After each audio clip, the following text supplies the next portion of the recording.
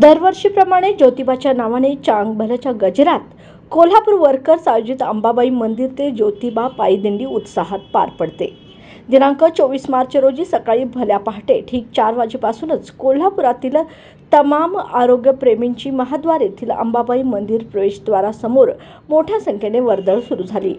ठीक 4:45 वाजता अंबाबाई मंदिराचे प्रवेशद्वार उघडताच आरोग्यप्रेमी छत्रपती मालोजी राजे यांच्या हस्ते तसेच इतर मान्यवर सुशील कोरडे, दिलीप देसाई, राणिंगा तसेच पत्रावळे अण्णा यांच्या उपस्थितीत पायी दिंडी सुरू झाली।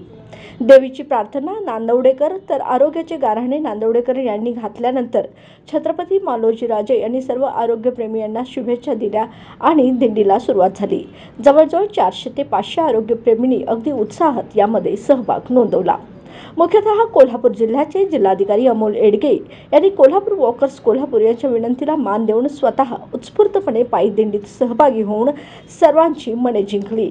त्यांनी सर्व आरोग्यप्रेमींना शुभेच्छा दिल्या व सर्व संयोजकांचे तोंड भरून कौतुक केले।